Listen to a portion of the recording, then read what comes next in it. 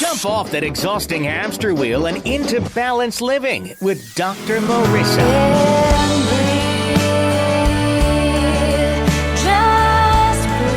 Her mission, to be a beneficial presence on the planet. Her purpose, to be your personal advocate to live, love, laugh, learn. Her life motto, don't die wondering. Take back your life with Dr. Marissa Fay on ubnradio.com. And welcome. You are tuned into my weekly talk radio show called Take My Advice. I'm not using it. Get balanced with Dr. Marissa every Tuesday at naturally high noon out of the Sunset Gower Studios in Hollywood, California with UBN Radio TV, Universal Broadcasting Network, and then every Thursday and Saturday on my syndicated CNBC News Radio channel, KCAA, AM 1050, FM 102.3, FM 106.5, and now everywhere where iHeartRadio is. And this is a show about hope and happiness. So there's no gossip, no scandal, and no K-words, no Kardashian talk at all, because I want you to focus on your own reality show and how you can be happy 88% of the time. And so that's why I have topics and guests that feed your addiction to joy. And that is, if you missed any of my past shows, one of which was Neil Donald Walsh, New York Best Time Seller of Conversations with God, to Dr. Michael Bernard Beckwith, to Marianne Williamson, to Marianne from Gilligan's Island, to Corey Feldman, Stand By Me and Gremlins, to, I'm running out. I don't know, who else do I have on there? Marianne from Gilligan's Island, Don Wells, my friend.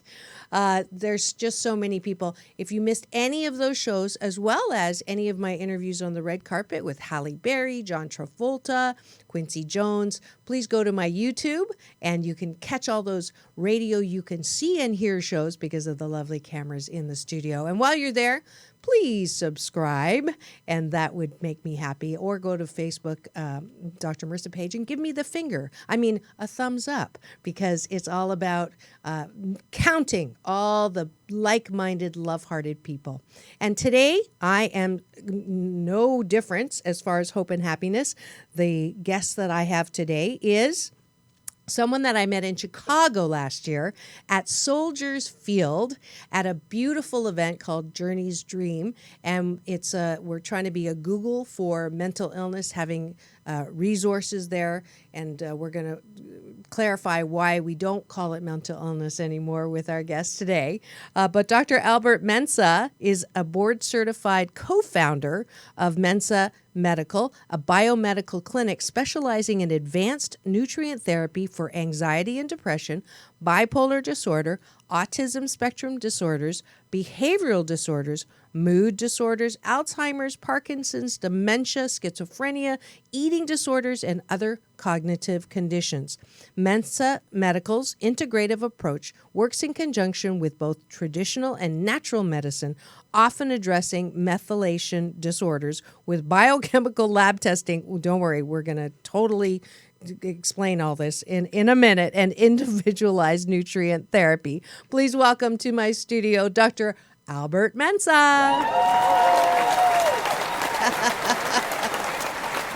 Yeah, I was like, okay, Catherine, when I did the pre-interview with her, we're definitely going to have to do a little translations for us folk who are not doctors.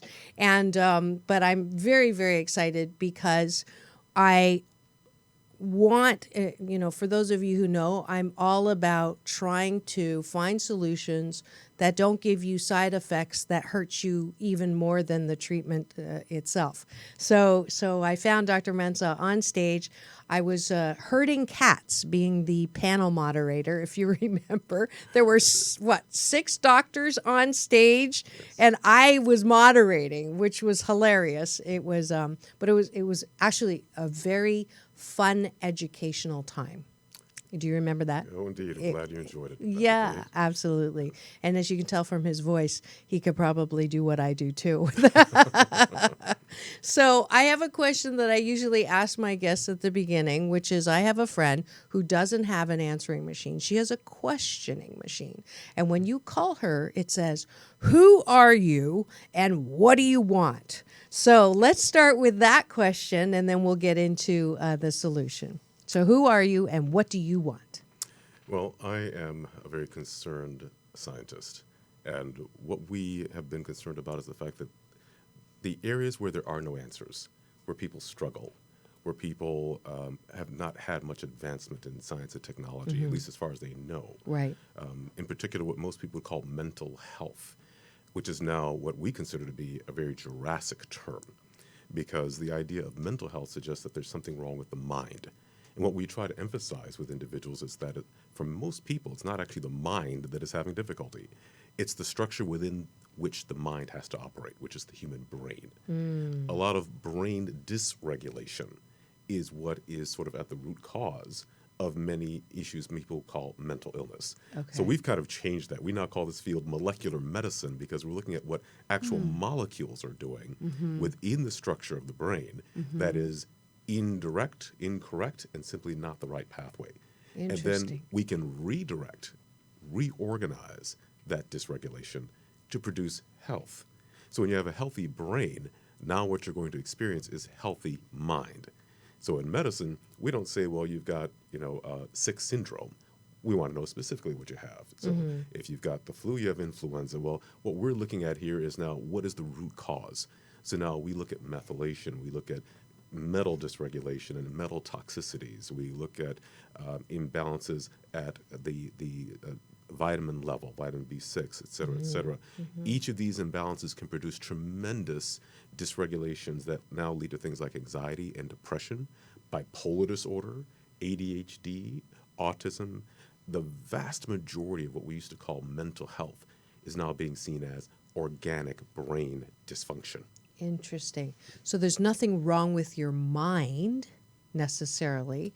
It's something that is imbalanced or unbalanced in your body functioning. Correct. Okay. Yay. So I passed on that one.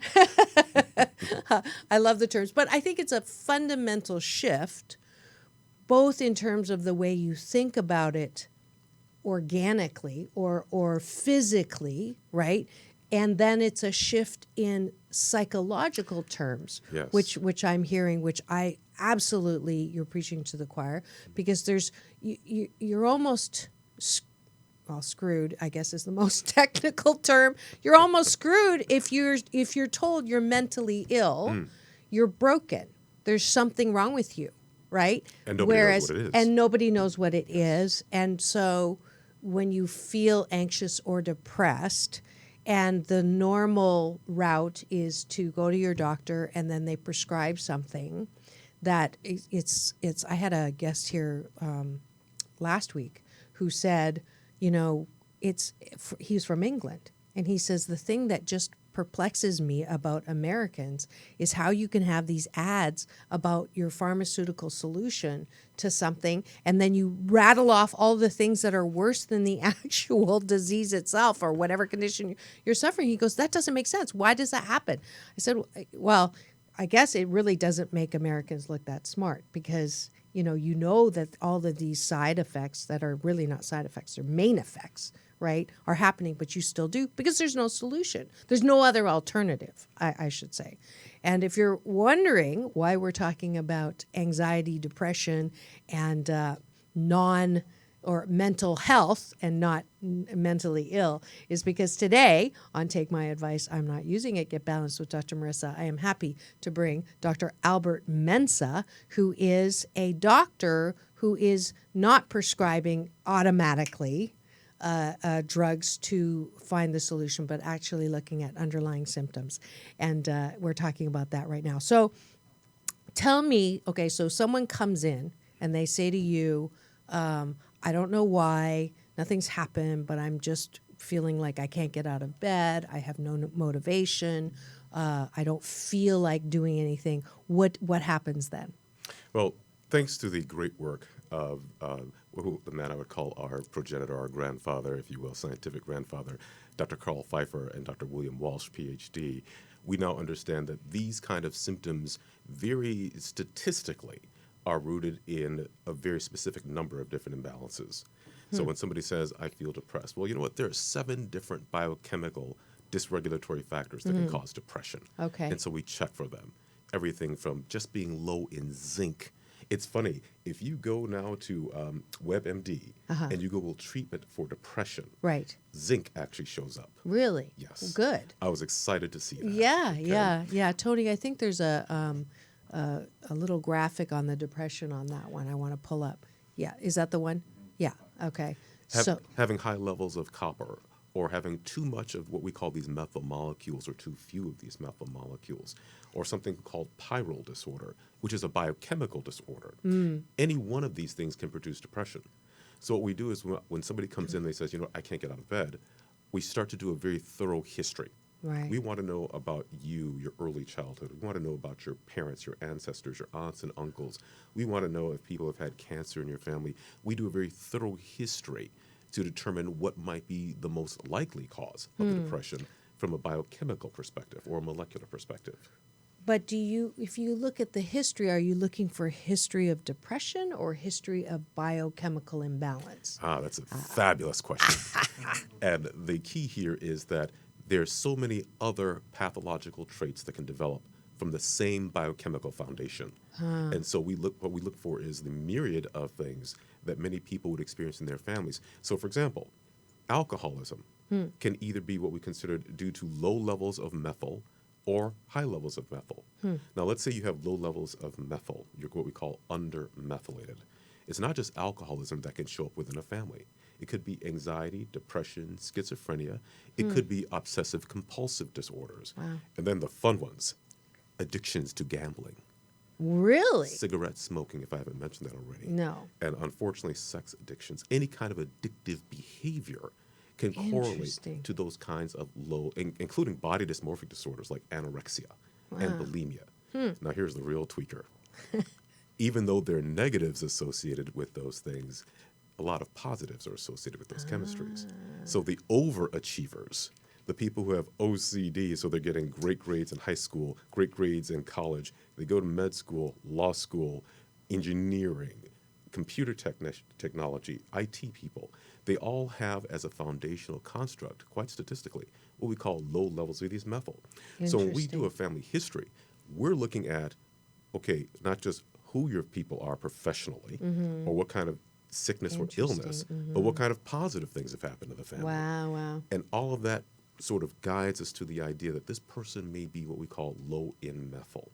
Right. The exact opposite is true with people who are high in methyl. They're the very creative individuals, our movie stars, our actors, our da-da-da-da. Right. But all the great accomplishments can also be seen in the same vein in a family history with things like bipolar disorder, with things like obsessive-compulsive Depression. personality disorder. Okay? All these things can be seen historically. Wow. So even just gaining a very thorough family history can point you to some very particular Interesting. biochemical And I love the way it's the balance. It's not there's something wrong with you. I call it like the Van Gogh effect because artists like Van Gogh and many artists, they have that really high side of creativity and then a proclivity towards a little bit of nuttiness, Yes. right? You know, Call it's that not fine every line person. that Yeah, people that are very talking about, fine yeah. line, right? The ear cutting and then the $1 million paintings. But so when you're looking at that history, now how does someone even get to those low levels? Believe it or not, in many cases, they were born that way. Okay. They're So usually it is born with hereditary. a certain level of what we call epigenetic as opposed to genetic. Right. They're born with a certain level, say, of chemistry. But now here's the thing. In our immortal wisdom, or as I'm saying these days, in our immortal stupidity as physicians, we're now prescribing treatments and therapies that can actually affect the biochemical balances. So for individuals who are already sort of predisposed to having, for example, high levels of these methyl, they tend to suppress histamine. Now, many of our psychiatric medications, so you might have a little bit of depression, so we put you on a psych med, but we don't test you first. This med lowers histamine and therefore actually will make individuals worse. It makes that methyl even more excitatory, even more hyper, and it can drive people mad to the point of suicide. Right, which is what we're seeing now with all of the antidepressants. I have life balance coaching clients, and this is why I try not to slam things, people, places, but it's really difficult to have clients who come to me and they're, not 88% happy. So we work on that, but and they never had a suicidal thought. But their parents or the pressure or the availability of the drug is so easy. They go on it, and all of a sudden they come to me or they call me up and say, I'm suicidal. And I'm just like, that I know that it's a direct result of them going on pharmaceuticals. But I'm also, don't want to have them come after me because it's a huge industry. But I'm glad that regular doctors are now recognizing that prescribing is not the answer to symptoms. Oh, and the interesting thing is that now we have the answer. There was the question of, well, yes, it causes suicidal ideation in certain people, Right. but we don't know what else to do about it because we have no choice. Well, now we can determine who those people are. So we can find that subset with just a very simple blood test. We can determine if you are one of those individuals who's susceptible to possibly becoming suicidal as a result of this use of this medication. Okay. There are a tremendous number of people who are not in that category. Right, and they do right. just fine with those meds if they need them. Right. But now we have the key. So let's just qualify for a second. I'm not backpedaling, but I don't want to be seen as someone who says that drugs aren't good for everyone, because there are uses, good uses, to some drugs, but definitely not the extent. I actually did my undergrad and my first master's is in clinical psychology, and at the time it was DSM-3. Right. And in the DSM-3, the percent of the population who were depressed was like 0.02 or something very low. And now 1 out of 4 Americans are taking antidepressants. That's 25%. You cannot tell me in my lifetime, and I'm ageless, but in my lifetime that we've gone from 0.02 to 25%. That's not possible. So the good news is your methodology, your approach, is non. What's the word? It's based on looking at something that is beyond symptom. Correct. Right? So you're going way back. You're looking at levels of certain things. So if you are listening right now, and let's say you are 1 in 4 of the Americans, which I'm sure I have a lot listening in, who will identify or know someone who is in that spot, and you are on antidepressants or you are on anti-anxiety, and you're still depressed and anxious and not feeling any better. In fact, you might be feeling worse because of the side effects or main effects. Then your approach, if I gave you a 30-second, what are you doing exactly to find and treat in your approach? Because I think everybody needs to hear this. The bottom line is that right now we can actually test and identify and then correct and treat. Okay. We can actually find the root causes. Test and identify what is generating feelings of anxiety, depression, generating nervous disorders like Parkinson's, generating systemic, I guess you don't even use illness as a term. What would you use for Alzheimer's? What would you say? It's a condition. Yes. Okay. And that one is a condition of tremendous oxidative stress and inflammation. Okay. It is a very, very destructive phenomenon in a certain category of individuals. But now we've gotten more information. We know a little bit more enough that we can actually, if it's early enough, we can actually halt the progression of that disorder. Interesting. And then About Parkinson's 85%. as well. My mom has Parkinson's, so she's been on Parkinson's drugs for almost 20 years. She had the atypic kind where not a lot of shaking, but now she's really feeling all of the effects of, I don't know if it's the schizophrenia. I'm saying schizophrenia. If it's the Parkinson's or if it's the drugs from taking those Parkinson's drugs for that long. Is it too late for her to come to you? If it's still in the earlier stages, then it's not. But if it's in the Okay. later stages, that one we don't have answers for Yeah, yet. We're still yeah. working on that. But interestingly enough, even if we can't actually shift the progression of the disorder, 60% of the symptoms can absolutely improve to the point of even not being present. Okay. So people who still have tremors, for example, those tremors in actually 60% of the cases can actually go away. Right. So it can allow people to function much better, Right. even though the condition may still be there, if Right. they're not in that category that Right. can benefit overall. Okay. So we've talked through anxiety, depression, schizophrenia, Alzheimer's. What about the let's talk about the eating disorders, because I think that's a really important one. With, in particular, anorexia, for Yeah. example. Most of the time, we're talking about individuals who tend to have a very perfectionistic tendency. And unfortunately, with our society, Surprise. Yeah, Yeah, yeah. because I think I'm a self-diagnosed anorexic. I know that when I was in end of high school and early college, I worked as a model. And in the industry, you walk in and your agent will grab your or your upper arm and say, lose that, right? So I really overtell, but we're just going to tell you right now that for 6 years, I mean, I dropped the weight by having a cup of coffee, a head of cauliflower, and a pack of cigarettes every day, and some appetite suppressants. So that was, by doing that, was I doing that and developed the disease or condition? Or was the condition there because perfectionism was absolutely there, and then it developed as a result of that? it's more the latter, Okay. but kind of a combination of the two. Okay. We talked about sort of baseline chemistry. So here you have a blank slate, but there's a tendency, a proclivity to certain disorders and certain orientations. So now circumstances can now become triggers. And once that trigger happens, there's now a domino effect that continues the process. Okay. So if you, for example, had never been exposed to the modeling world, you might not It have may ever not have. have Okay. had that. Okay.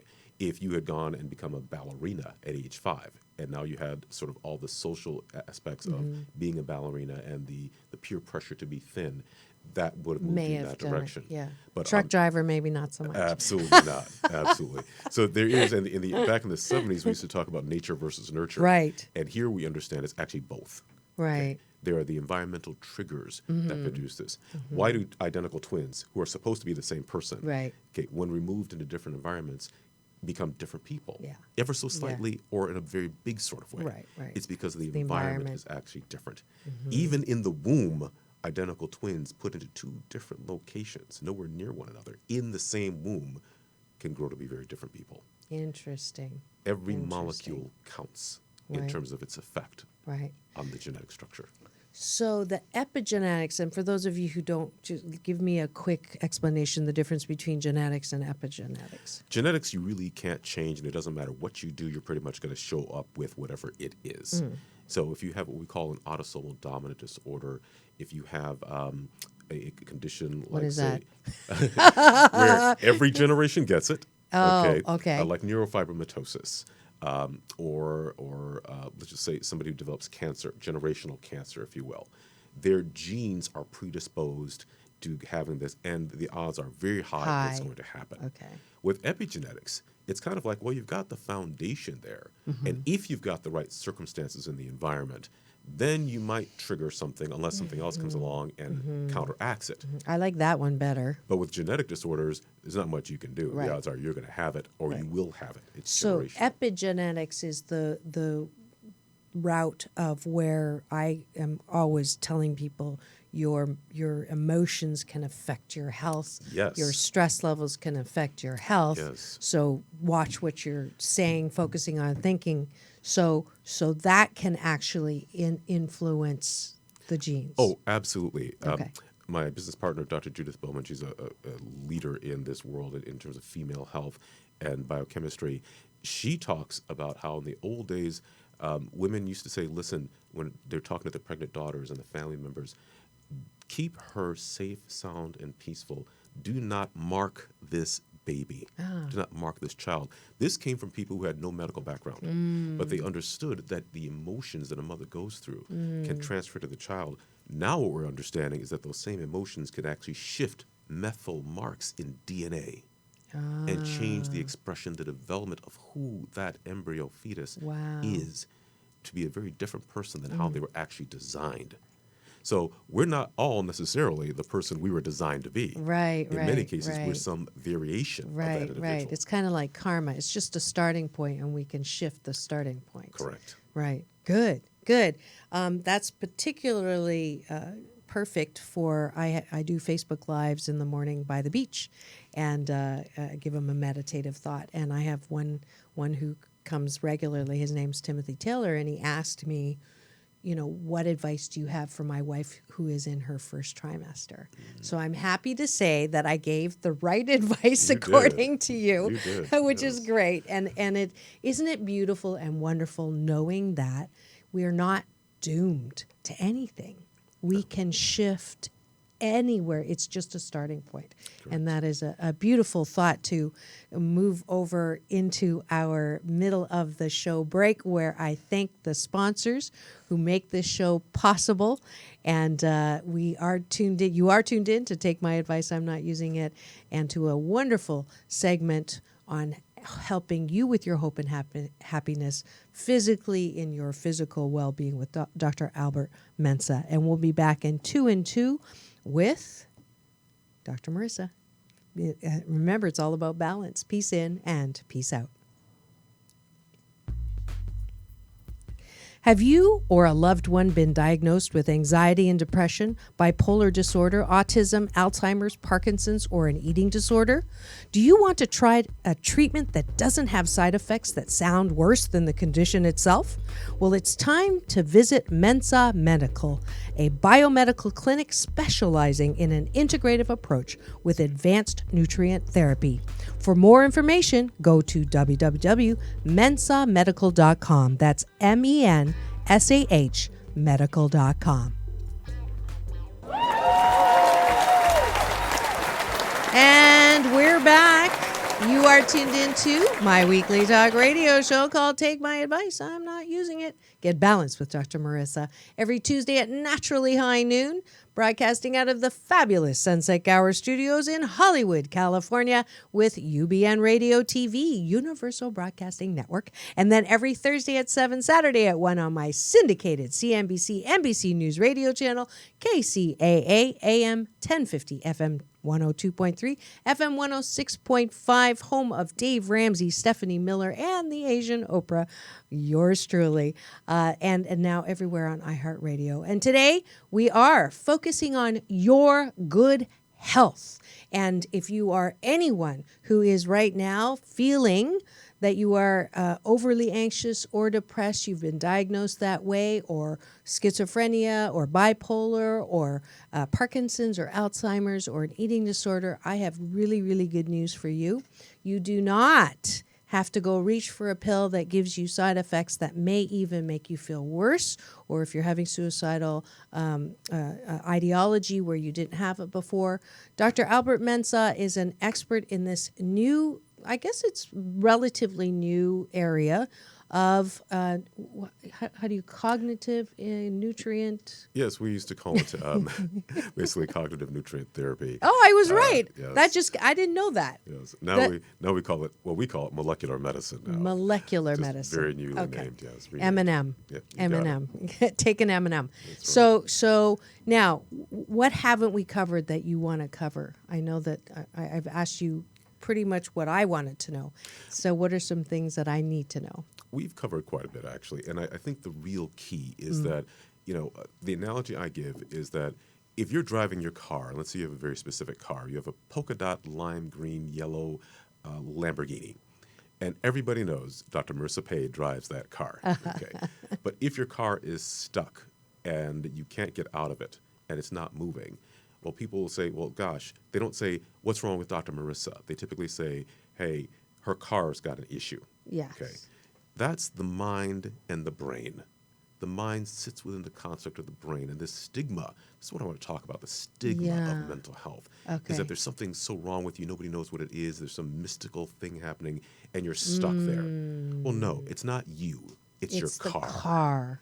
The car's got to be fixed. Right. Well, anybody that does lime green with polka dots has got to get a new car, number one.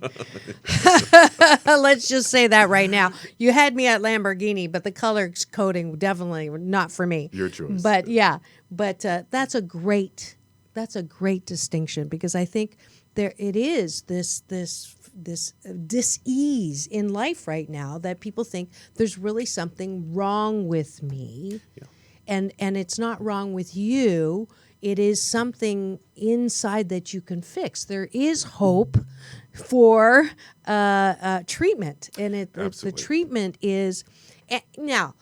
I'm going to have to say, I have a book coming out called 8 Ways to Happiness from Wherever You Are, and it is dealing with a treatment from an emotional side. So let me ask you about that for a second. How does emotion play into your therapy? That's a very good question. I love when he says it that way, right? I'm going to take that out and put it on some of my things. That's a very good question. You can have that. Thank you. There are 2 ways to look at this. Okay. Number 1, the emotion is there, but the question is, why is the emotion there? Okay. If you have dysregulation, for example, high levels of copper, if your system can't detoxify copper, for example, you can develop depression, anxiety all the time.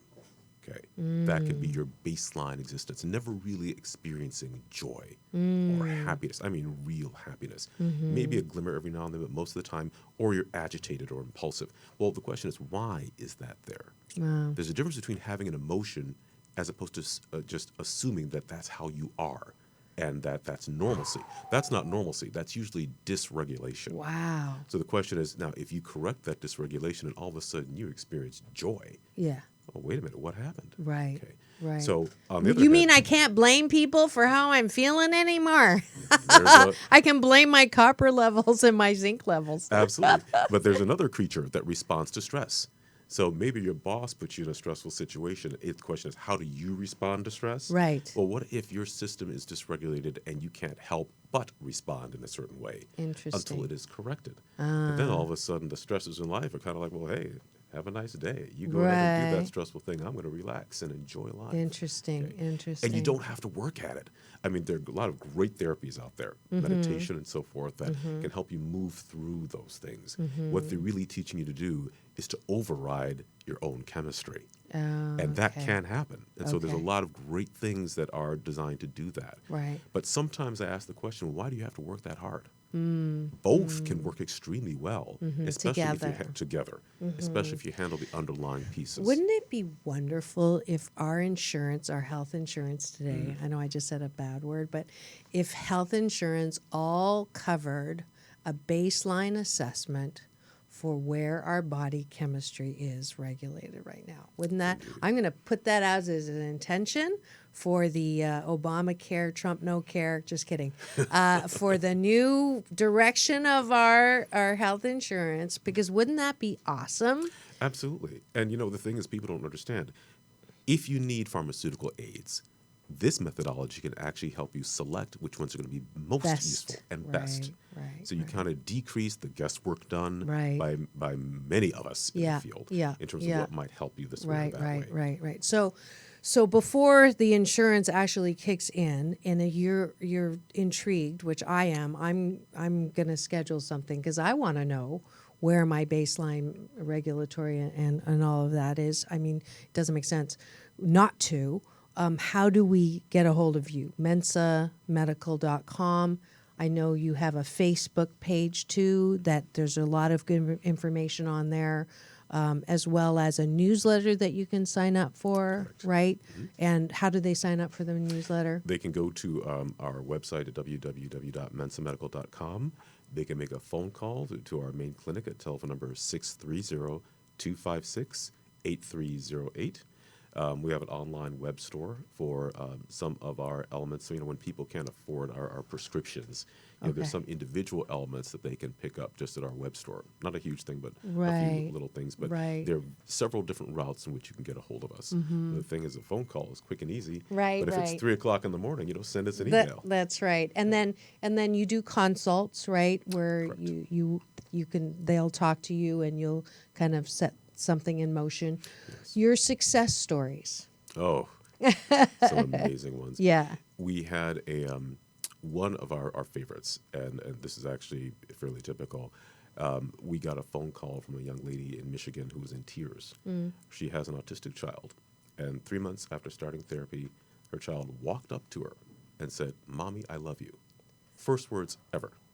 Wow. We got phone calls from their doctors in Michigan asking us, "What did you do to this child?" Wow. And that's another thing. People don't realize autism is very treatable and children are recoverable. They are not doomed for life. But this is because this is so much new science for most of medicine. They haven't really caught up in schools yet. It's not taught. So many doctors still believe that autism is something that you don't know about, that you can't treat. But for the doctors who operate in this field successfully, there Right. is a very systematic approach to dealing with children with autism. Right. And the right. earlier you get started, the better the prognosis. Isn't that hope? That's hope right there. That is amazing and awesome. One of our other favorite success stories involves, and this is lots of these young ladies, women who are in their 60s, who never experienced joy, who did not have very good relationships with their children because they had postpartum depression, postpartum psychosis. And these are my partner, Dr. Bowman's specialties, depression, anxiety. But what people don't realize is that most of the time, when females have these things, they usually have irregular menstrual cycles, fibroid tumors, they have endometriosis, fibroid cysts, uterine cancer, ovarian cancer, breast cancer. They're often all related to the same biochemical abnormality. And you don't have to take hormone therapy. No, quite the Yeah. opposite. Ironically, that hormone therapy you're taking can actually make the basic underlying cause worse. And while you may start to experience some level of emotional happiness, it can predispose you to having cancer of the breast, cancer of the uterus Wow. later on, Wow. and worsen things. Yeah. But we've had females who simply didn't have any joy in their lives for 6 decades send us letters with teardrops. I mean, handwritten letters, not emails. And these tears were there, and they're saying, for the first time in my life, I actually understand how other people live. I know joy. And I am so unhappy that I spent most of my life like this, but I'm extremely joyous at the same time that I no longer have to go through that. That's beautiful. And that's not an uncommon scenario. That's beautiful. Not uncommon at all. Yeah. And for that and the work that you do, I can't help but give you Dr. Marissa's Beneficial Presence on the Planet Award. Yes, a little applause with that, because I knew this was good, but I didn't realize how good until we sat here. I really, when you're reading it, whatever, but this is so important. So if you just tuned in, you have to rewind and listen to this again. Because, basically everybody knows someone, or everyone feels some of what you're saying, and it makes sense. And there is hope. I think the autistic solution is amazing. Now, have you gotten death threats from any of this stuff? No, I'm serious. You know why? Because I've heard when there's solutions that are off the beaten path that go against, cancer treatment is a billion-dollar industry, all kinds of things are billion-dollar, pharmaceuticals, billion-dollar industry, that people who have alternative treatments that are off the beaten path, they are offed or threatened. You haven't gotten... No, because one of the main reasons is that we are traditional physicians. There you go. And that was the point I wanted to We make. deal in what we call comprehensive medicine. Okay. It's what have we not looked at before that actually provides answers now. Right. Those same answers can lead to things like improving how the medications work because you're giving the medications the right substrates. Right. Medications actually work off of you quite often and what you've got going on. In addition to that, we've got areas that, for example, may involve diet. People ask the question, what's the best diet? No, the real question is, That's a good question. who are you biochemically first? That determines what the best diet is for you. Right. We talk about in medicine, okay, lots of vegetables and da-da-da-da-da. You know what? In some people who've got way too little of these methyl molecules, that actually makes you worse. It can create depression. It can make anxiety worse. So no politics aside here. Right. Biochemistry often dictates what your diet should be. Right. There are some people who are built to be vegetarians, but you know the real irony? Right. They're actually designed not to be eating lots and lots of meat. But those people who are actually claiming and want to live a vegetarian lifestyle, Yeah, vegetarians. most of them are actually designed to be carnivores. Okay. But philosophically, they're opposed. Right. But when you ask the question, what is the best diet? The first thing I say is, Let's who are get you tested. biochemically? Yeah, yeah. That determines I need to do. what the best diet Is is. that, there's ancient Chinese medicine where they, they don't even really test you. They kind of look into you and then they tell you you should eat that and you shouldn't eat that. Is that what they're doing? Kind of looking at. That's a great question. And what I see is Three. that I got three good. when You didn't do it. You didn't do it the way you did before, though. That's a really good question. Thank you. when we look at Eastern medicine and the concept of chi and energy, it's not that dissimilar than what it is that we do. We call it something very different. No wonder I like you. We I look at it teach from that. two different ends, though. They're seeing maybe auras, or they're dealing with energy, so to speak. Now, what is energy at the cellular level? It involves the movement of ions and electrons, of positive charges and negative charges, sodium, potassium, chloride, glucose. All those things are charged molecules. Every time you move a charged molecule across a membrane, a slight barrier that is porous, you actually create electricity. When you have electricity is related to magnetism. So every cell in your body emits a magnetic field. Now, for those people out there who are saying, oh, this guy's nuts, well, wait a minute, that's what an MRI is. Right. You could not have magnetic resonance imaging unless your system were electrochemical and magnetic. Yeah. So when we talk to our specialist cousins, if you will, who are involved in energy metabolism and medicine, when they start talking the hard science behind it, it is like what we're doing. Right. They're just approaching it from a different perspective and a different treatment protocol. Right. We manipulate the micromolecular, microcellular elements themselves, which will indeed change by nature the magnetic fields, the energy metabolism at the cellular level. Beautiful. But we work with it really in a little bit more targeted and direct fashion. Please tell me that this is making its way into medical school. That is my personal goal. Okay. To try to get this into medical school. Okay. This is something that simply should be there. But Yes. our system as physicians, Yeah. it takes usually 100 years Yeah. in order for something to be recognized, and more Right. time before it gets into schools and so forth and so Yeah, forth. a knee-jerk reaction is 100 years. Is that what you're saying? Indeed. We're doing our best, though. Yeah. We're going to get this thing Good. there. And I will We're gonna get it totally, there. because my daughter is at Cornell in second year biological sciences. So Congratulations. I think I'm going to send her to do an internship with you. More than that. That would be great, because I really, this resonates. No pun intended. It's really fabulous, and I think that you're definitely onto something. And I wish you all the success in Well, what thank you're you. doing. It's hardcore science, and Yeah. I'm one of the biggest skeptics on the planet. I don't believe much of anything unless there's hard science behind it. So it's reproducible, it's teachable. Right. We train doctors, around the world to do this, and they're getting the same results that we Yes. are. Yeah. And so sooner or later, it's going to happen. Got it. We just need to get the information out there sooner. Yes, rather than yes. later. Well, I'm going to help with that. This is definitely a broadcast that we will have live and then replay, and you're going to have it to replay, and we're going to get on this hopeful bandwagon together. Last question: who are you grateful to that has helped you be who you are? Oh, that's, everyone, Okay. quite honestly. The divine one, of course, first and foremost. But I have to thank my partner, Dr. Judith Bowman, for being such a no-nonsense person. Because, folks, I didn't come from a place where I had money growing up, okay? Medical school, graduate school on my back. I had no job at a certain point in medicine, and I was presented with this beautiful financial package by some traditional practice. And I was going to be retired within 8 years. Wow. Until my partner called me one day, and she said, well, there's this place that does this stuff. And I was like, what do they do? And they said, well, they work with nutrients. I said, are you kidding? That doesn't work. You want me to go talk to these people when I've got money over here? And they said, so I went there, and I figured this was either the biggest crock I'd ever seen in my entire life or the Right. most cutting-edge field. But if my partner had not been who she is, out of all my friends, I wouldn't have trusted her enough to take that step. So I owe Dr. Judith Bowman a tremendous amount of credit. And really Dr. William Walsh and the great Dr. Carl Pfeiffer for even starting this field. One man's dissatisfaction with giving pharmaceutical drugs to an entire clinic full of people as a resident and not getting any real results, forcing him to change. He had the vision, he had the capacity to ask those questions. Wow. And another man, Dr. William Walsh, who turns around now and says, we need to explore this more, and blows the field out of the water. And then the willingness to start treating people and develop that clinic that Dr. Walsh did.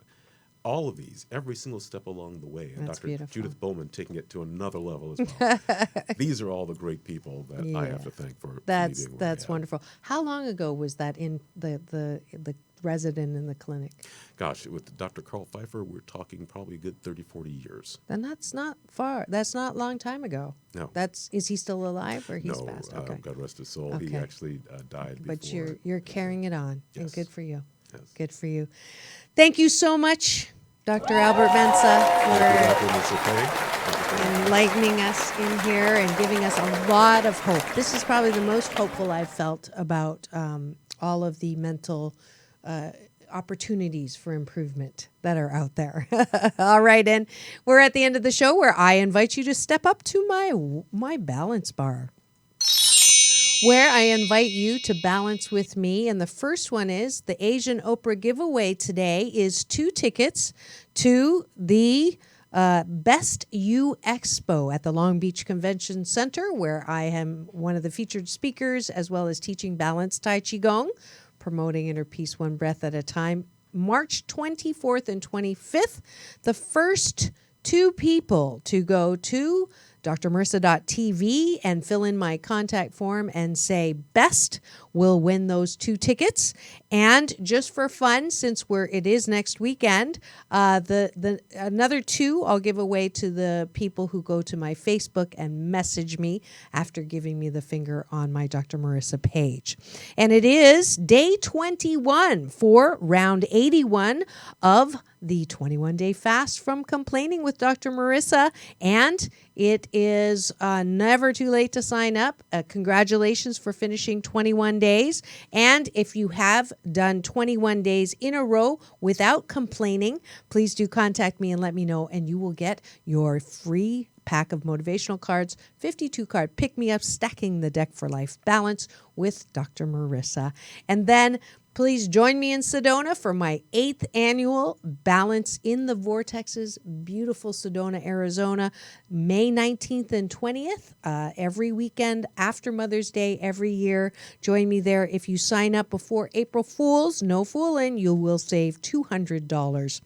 I'm teaching Balance Tai Chi Gong again this Saturday coming up, every Saturday at Rosie's Dog Beach. Go to my meetup for signing up there.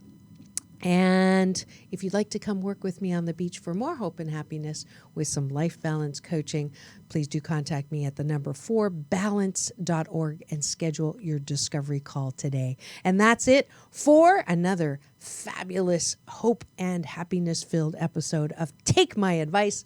I'm not using it. Get balanced with Dr. Marissa Pay. That's P for positive, EI.